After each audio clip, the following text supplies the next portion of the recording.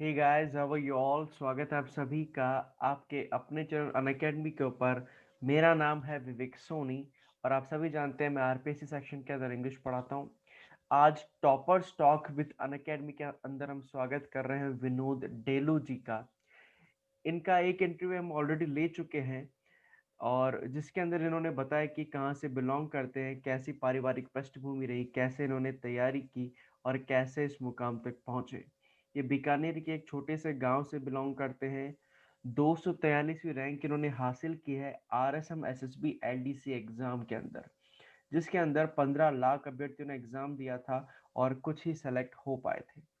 तो आइए विनोद डेलू जी से जानते हैं कि किस प्रकार का एग्जाम का पैटर्न रहता है और किस प्रकार एक विद्यार्थी जो इस एग्जाम में सेलेक्ट होना चाहता है या इसके जैसे कोई भी एग्जाम में सेलेक्ट होना चाहता है उसकी रणनीति क्या होनी चाहिए, किस प्रकार से तैयारी करनी चाहिए। तो विनोद जी, सबसे पहले हमको इस एग्जाम के बारे में बताइए कि इस एग्जाम का पैटर्न किस प्रकार का रहता है, कौन कौन से सब्जेक्ट आते हैं, कितने चरणों में एग्जाम हुआ, कैसे आपने तैयारी की, सारी चीजें। सर एलडीसी एग्जाम की बात करें तो हम्म, सर इसका सिलेबस सर बहुत ही ज्यादा सर साधारण है। जी।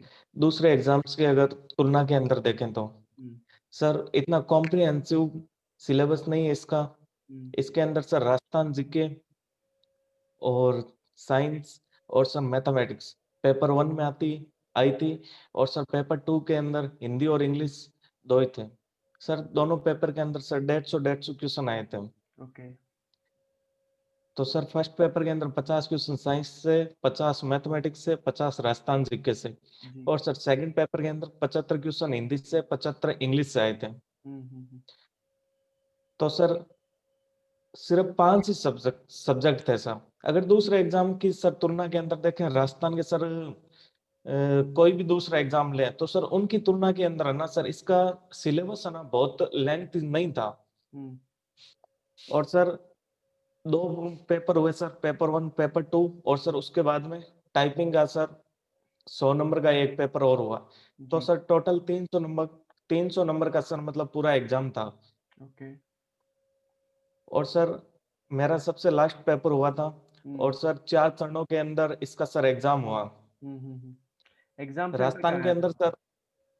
सर जोधपुर के अंदर। Okay, okay. एक्चुअली क्या हुआ था कि ये जो पेपर था इसमें इतने से ज़्यादा स्टूडेंट्स ने पार्टिसिपेट किया था कि अलग अलग जगहों पर सेंटर आया था, जैसे कि हमारे अजमेर जिलों वालों का भी भीलवाड़ा, राजसमंद, कोटा, ऐसी ऐसी जगहों पर सेंटर आ रहा था। तो काफ़ी पूरे ऑल ओवर राजस्थान में सेंटर आए थे इसके। तो इस वजह से थोड़ा सा दिक्कत हुई थी स्टूडेंट्स को। जी हाँ, बताइए। सर बिल्कुल राजस्थान के सर अभी के सर हालात देखें तो हम्म, सर जो जिस जिले से बिलोंग करता है ना सर उसको कम से कम 3-4 जिले छोड़ के दूसरी जगह सेंटर देना तो सर क्या है कि एग्जाम सही तरीके से कंडक्ट हो सकते हैं। जी। बाकी सर राजस्थान के अंदर सर क्या है कि हालात वैसा नहीं है कि आप बिना नकल के या बिना कुछ गड़बड़ी के आप पेपर को सही तरीके से कंडक्ट करवा पाए। वो भी सर इतने बड़े लेवल पे जब एक ही एग्जाम के अंदर 15 लाख लोगों ने फॉर्म भर रखा हो। जी। और सर अनुमान लगाएं कि मान लो 3 लाख नहीं बैठे सर 12 लाख जने पेपर दे। हम्म। तो सर बहुत बड़े लेवल के ऊपर सर इस प्रकार की सफलता पूर्वक भर्ती को सर पूरा करवा पाना बहुत बड़ा। आरएसएसएमबी बोर्ड के लिए बहुत आसान नहीं था। बिल्कुल, लेकिन बिल्कुल। सर उन्होंने क्या है कि भर्ती को बिना किसी नकल प्रकरण के या सर किसी गड़बड़ी के सर इसको कंडक्ट किया। बहुत ही सर जी। सराहनीय काम था। बिल्कुल। और सर उसके बाद के अंदर सर टाइपिंग के अंदर भी सर हम्म, 4 चरणों के अंदर एग्जाम हुआ। हम्म। लगभग सर 35,000 36,000 जनों ने सर टाइपिंग के लिए टाइपिंग दी थी। जी। बिल्कुल। विनोद जी, हमें कुछ बताइए कि जैसे जैसे आपने बताया कि फर्स्ट पेपर जो था उसके अंदर मैथमेटिक्स, जीके और साइंस के क्वेश्चंस थे। सेकंड के अंदर इंग्लिश और हिंदी था। तो आपने किस प्रकार से तैयारी की सारे सब्जेक्ट्स की, कौन सा सब्जेक्ट आपका सबसे स्ट्रांग था, किसमें सबसे ज़्यादा स्कोर किया आपने, सारी चीज़ें बताइए। सर अगर मैं मेरी सर इंडिविजुअली बात करूं तो सर मेरे है ना इंग्लिश और मैथमेटिक्स सर बहुत अच्छी थी क्योंकि सर ओके। मैं एसएससी की तैयारी कर एसएससी रहा कर था। रहे थे, बिल्कुल, बिल्कुल। जी सर। तो सर ये एक सर मतलब एलडीसी के एग्जाम देना सर मतलब बहुत ही एक्सीडेंटल हुआ था सर, मतलब फॉर्म भर दिया था और सर एलडीसी का सर मतलब है ना किसी प्रकार से अलग से कोई तैयारी नहीं की थी। जी, और सर पेपर से है ना मेरे जस्ट 15 दिन पहले हमारे सर ने हमारे पूरे ग्रुप को क्या है कि सर हम रहते थे हमारे कुमार सर के घर, वहां हुँ, पे 30 जने थे। हुँ, तो सबको क्या है कि अपने पास बुला के मीटिंग की और बोला कि आपका आज से 15 दिन के बाद के अंदर एग्जाम है। हुँ, जिसका है ना उन सबको बोला हुँ, कि आप अब ना एक बार एसएससी को बोल के 15 दिन के लिए एलडीसी की तैयारी करो। हुँ, तो जी, सर ने भी क्या है कि मतलब काफी तैयारी की, बहुत अच्छी वाली चीजें बताई। और सर उसके अंदर ये बताया कि आपको 5,000 रुपए का ना इनाम दिया जाएगा। हुँ, तो सर पहले तो क्या है कि हमने सोचा अब एलडीसी की तैयारी कैसे करें कैसे नहीं करें, पैटर्न 15 भी दिन में हमें तो पता कैसे नहीं था। होगी? जी, जी, जी। हम्म, तो सर लेकिन हम तैयारी करने के लिए जुट गए, सब साथ मिलकर तैयारी की। तो हुँ, सर एग्जाम हुआ तो सर मतलब मेरे इंग्लिश और मैथमेटिक्स के अंदर सर एक भी क्वेश्चन गलत नहीं हुआ। क्या बात है! इंग्लिश और मैथमेटिक्स के 125 क्वेश्चन आए, जिनमें से सर एक क्वेश्चन हमारे मैथ्स का डिलीट हो गया, तो सर मेरे टोटल 125 के 125 क्वेश्चन राइट हुए। बहुत तो बढ़िया। सर मेरा वो एक स्कोरिंग पॉइंट था। जी, और सर मेरा हिंदी है ना सर मेरी अच्छी थी, मैं स्कूल के टाइम से ही पढ़ने के अंदर अच्छा था, तो हिंदी वगैरह मेरी अच्छी थी, तो हिंदी के क्वेश्चन मेरे अच्छे सही हुए। जी, दुर्भाग्य था कि सर राजस्थान जीके के मेरे सिर्फ 6 ही क्वेश्चन राइट हुए। हुँ, उसके अंदर मैं नेगेटिव मार्किंग के अंदर भी रहा। हुँ, और साइंस मेरी ठीक सही हुई थी। हुँ। तो सर पेपर मेरा अच्छा हुआ, 141 के 141 पॉइंट समथिंग कुछ मार्क्स आए थे। जी, जी, जी, जी। बिल्कुल, क्योंकि आपने बताया कि आप एसएससी की तैयारी कर रहे थे, तो राजस्थान जीके का वहाँ तो कोई काम ही नहीं है। तो डेफ़िनेटली वो स सही बिल्कुल बिल्कुल सही बात है कि राजस्थान जीके में कम नंबर आने ही थे। क्योंकि 15 दिन की तैयारी में की थी आपने। आपका स्कोरिंग सब्जेक्ट इंग्लिश और मैथ्स रहा है। आप जैसे बता रहे हैं कि पूरे में से पूरे मार्क्स एक्वायर किए हैं आपने, बहुत बढ़िया। विनोद जी, जब आपका सिलेक्शन हो चुका था इसके अंदर, तो टाइपिंग आपने कितने दिन बाद स्टार्ट की? आपने क्या सोचा यार कि यार कहाँ हम फँस रहे हैं, एसएससी की तैयारी कर रहे थे और अचानक से एलडीसी एग्ज़ाम आ गया और इसकी तैयारी करने लग गए और अब टाइपिंग की तैयारी करनी पड़ेगी। तो सर ने क्या कहा आपको कि यार चलो कोई ना कर लो, या क्या नसीहत दी सर ने और आपने किस प्रकार से उस पर अमल किया? कितने दिन तैयारी की आपने? बिल्कुल सर, जोधपुर से सर पेपर देख के आने के सर जस्ट 2 दिन के बाद मैं कुमार सर के पास गया हूँ। जी। तो वहां पे जाके मैंने सर को बताया कि कोचिंग की आंसर की से मिलाए हैं, लगभग 136 137 बन रहे हैं। तो सर ने बोला कि फर्स्ट प्रायोरिटी अभी के टाइम के अंदर जॉब होनी चाहिए। हुँ, एसएससी का एग्जाम कब हो कब नहीं हो ये हम कुछ कह नहीं सकते, लेकिन आपके इतने अच्छे मार्क्स बने, अब सिर्फ और सिर्फ टाइपिंग की बात है। और जी, उसके बाद में आपकी छोटी सी उम्र है, और अगर एक जॉब आपकी लग गई ना तो उसके बाद में आप अपने ड्रीम को ना बहुत ज्यादा आसानी से परस्यू कर सकते हो। जी, और बिल्कुल सही बात जॉब प्रायोरिटी रहनी चाहिए। है। इसलिए मैं सर ने बोला कि मैं अब ना आपको यही सजेस्ट करता हूँ कि आप सिर्फ और सिर्फ टाइपिंग के ऊपर फोकस करो। हुँ, एसएससी की तैयारी आपसे हो न हो वो एक अलग मैटर रहेगा, जी। लेकिन अब आप एक बार के लिए टाइपिंग के अंदर जुट जाओ। हुँ, तो हुँ, सर मेरे मेरे को सर ने यही सलाह दी और मैंने उनकी सलाह को पूरी तरह से माना। और फिर मैं मेरी पूरी तरह से एकदम टाइपिंग के अंदर जुट गया था। बिल्कुल, और बिल्कुल, बिल्कुल। मन लगा के दिल लगा के टाइपिंग की, और फिर टाइपिंग के अंदर नतीजा अच्छा रहा, 99 मार्क्स आए मेरे। क्या बात है, क्या बात है। टाइपिंग कहाँ से की आपने? कोई सेंटर जॉइन किया था, क्या सेल्फ ही करते थे घर पे ही, या किसी ने और कोई गाइड किया किस प्रकार से करनी चाहिए आपको? बताइए कुछ। सर टाइपिंग के लिए मेरा भाई है बड़ा, संजय डेलू, ताऊ जी का बेटा। जी, तो सर उन्होंने उनका भी एलडीसी के अंदर साथ में सिलेक्शन हुआ है। तो जी। उनकी क्या है कि पहले से टाइपिंग की हुई थी हमारे बीकानेर के सेंटर मदान क्लासेज। हुँ, मेरा टाइपिंग से कोई ताल्लुक नहीं था, उन्होंने मेरे को टाइपिंग के लिए गाइड किया। हुँ, हम मदान क्लासेज के अंदर गए, वहां पे हमने ज्वाइन किया। एक हिंदी की एक इंग्लिश की क्लास लेते थे, 45-45 मिनट की हमारे 2 क्लास होती थी।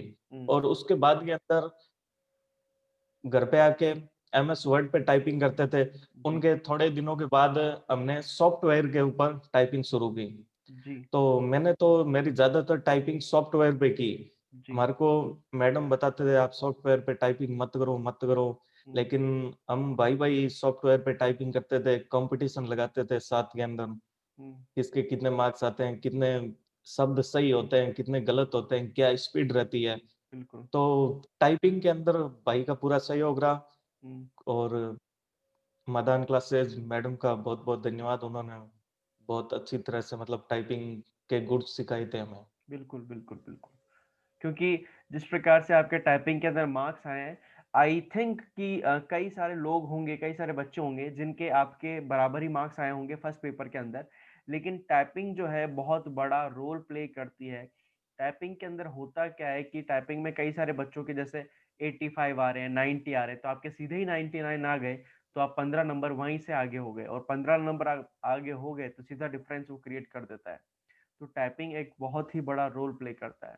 आप हमारे दर्शकों को क्या बताना बिल्कुल सर। चाहेंगे कि किस प्रकार से टाइपिंग करनी चाहिए और कितना टाइम लगता है आपकी स्पीड अच्छी होने में?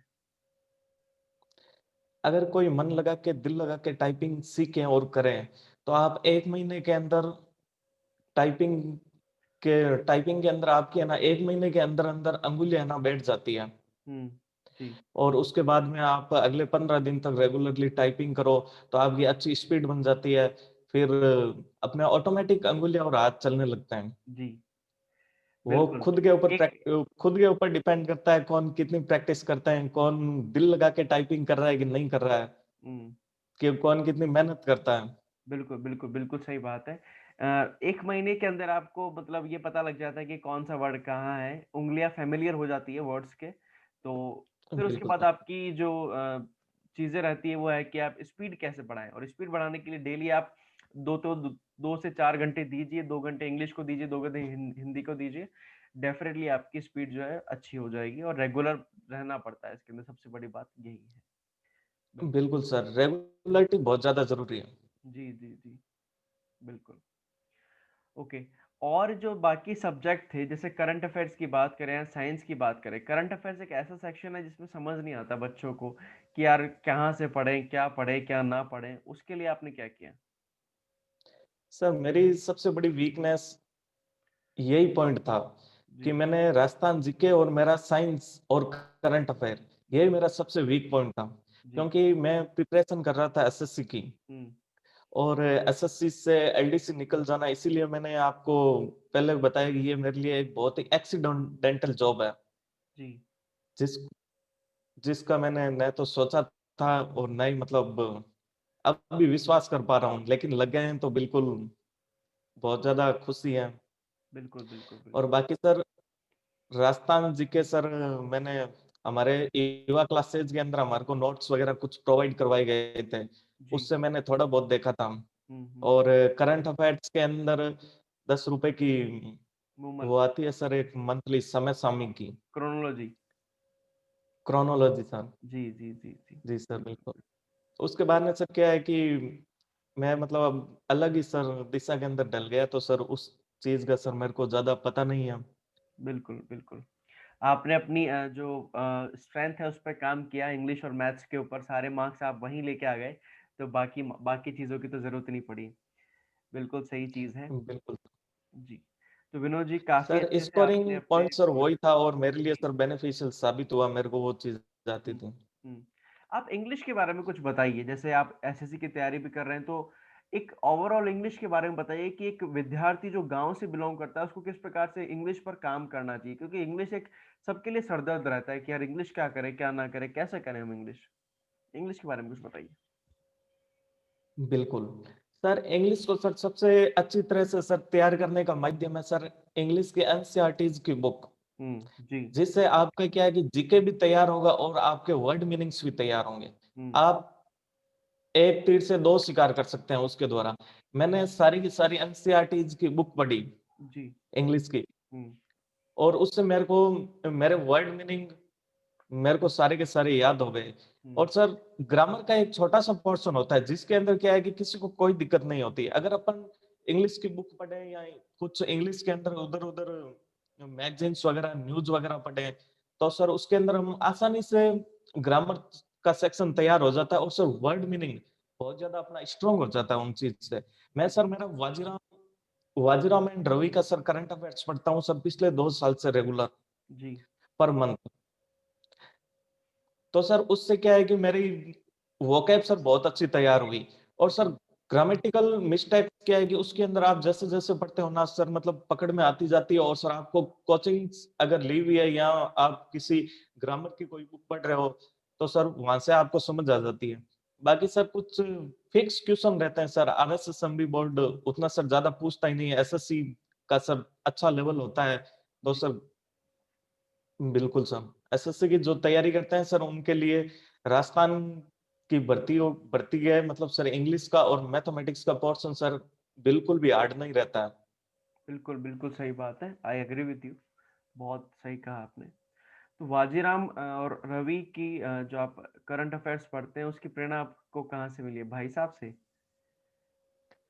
सर इसकी सर प्रेरणा मेरे को सर मेरे ताऊजी से मिली, ताऊ जी से मिली। बुधराम जी ढेलू। हुँ, जी सर, बिल्कुल। सर मैं एनसीईआरटीज़ की मेरी बुक पढ़ता था, तो सर उससे मेरे को इंग्लिश की हैबिट लग गई थी, हुँ, और मेरे ताऊजी पहले इंग्लिश के लेक्चरर थे। हुँ, तो सर उन्होंने क्या है कि मतलब बार-बार वो इंग्लिश पूछते थे, वर्ड मीनिंग पूछते थे, हुँ, तो मैम के पास रहता था। हुँ, तो उससे क्या है कि मतलब मेरी वर्ड पावर स्ट्रॉन्ग हुई। हुँ, उसके बाद में ग्रामेटिकल सेक्शन बहुत अच्छा हो गया, हुँ। और एनसीईआरटीज़ पढ़ी ना, तो उसके बाद में ये लगा कि अगर कल को किसी भी पीसीएस की तैयारी करें, तो इंग्लिश के अंदर अपन और ज़्यादा बेटर तरीके से कर सकते हैं। बिल्कुल सही बात है। बिल्कुल सर। जी, जी, जी। बहुत मज़ा आया विनोद जी आपसे बात करके, बहुत अच्छा लगा।